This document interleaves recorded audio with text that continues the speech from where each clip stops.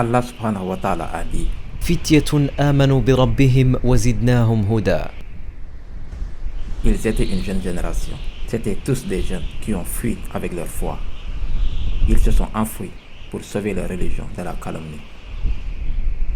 Ils étaient ceux qui ne voulaient pas changer leur aqidah en apostasiant. Ils ont couru vers la caverne quand il n'y avait aucune autre solution. Quel âge avaient-ils? Fitya.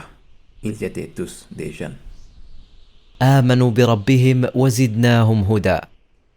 Ils croyaient en leur maître et nous leur avons augmenté la guidance.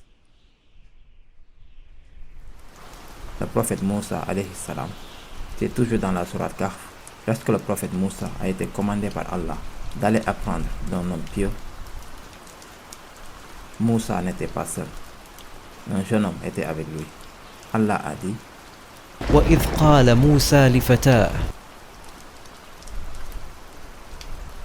Car Moussa a dit au jeune homme qui l'accompagnait. Certains mufassirs ont dit que son nom était Yusha ibn Nun, le jeune qui accompagnait le prophète, qui accompagnait cet homme pieux et savant. Même plus tard, il est devenu un leader. Certains récits disent qu'il est devenu prophète après la mort de Moussa et Haroun. Frères et sœurs, l'histoire n'est pas terminée ici. Il y a tellement de détails qui ont été dérivés par ce qui a été dit par l'imam Ibn Kathir dans son tafsir. Imam Ibn Kathir, dans son tafsir, interpréta le verset suivant: فتية آمنوا بربهم وزدناهم هدى. Il véhiculait les vertus de la jeunesse. Et après cela, il a dit: ولهذا كان أكثر المستجيبين لله ولرسوله صلى الله عليه وسلم شبابا. Par conséquent, a déclaré l'imam Ibn Kathir, la plupart de ceux qui ont répondu à l'appel d'Allah et de son messager sont des jeunes. La plupart d'entre eux sont des jeunes.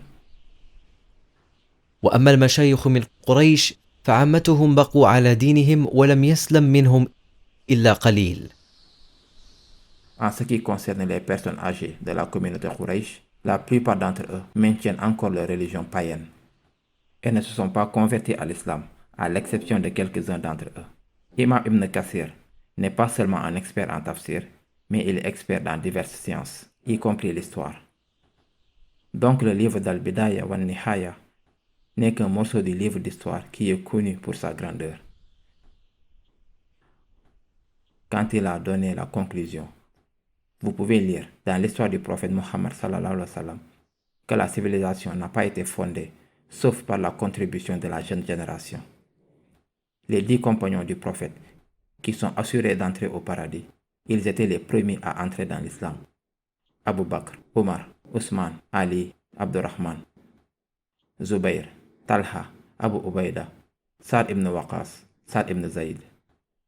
Quand vous voyez ces 10 compagnons, quand on regarde leur âge, c'est tellement spécial et incroyable. Quel âge les imaginez-vous avoir? Les premiers gens à côtoyer le prophète, et un jour ils deviendront tous des leaders. Le leadership ne tourne qu'autour d'eux. Même quand Omar est mort, Omar a renoncé à son leadership afin que seuls les musulmans choisissent parmi ceux qui étaient encore en vie. Ils furent les premiers à être avec le prophète. Frères et sœurs, seulement 3 personnes avaient l'âge supérieur à 30. Abu Bakr, Ousmane, Abdurrahman ibn Auf. Les 7 autres personnes avaient moins de 30 ans. Même 5 d'entre eux avaient moins de 20 ans. Donc si les pères ignorent leurs enfants qui ont moins de 20 ans, on vous demandera devant Allah subhanahu wa ta'ala: عن عمره فيما أفناه وعن شبابه فيما أبلاه. Vous ne pourrez jamais répondre à ces questions devant Allah. Vous leur avez donné des jeux vidéo, smartphones qui les distraient. Ils passent leur temps, leur nuit à ne rien faire, et même, na'ouzou billah, à faire des actes immoraux. Vous ne pourrez jamais répondre aux questions d'Allah. Où a-t-il passé sa jeunesse? Où a-t-il passé sa vie?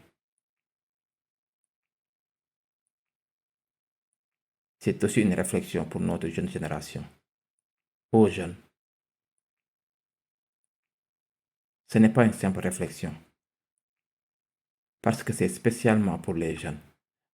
Allah vous le demandera, subhanahu wa ta'ala, spécifiquement pour les jeunes, car c'est l'âge de la force entre deux faiblesses.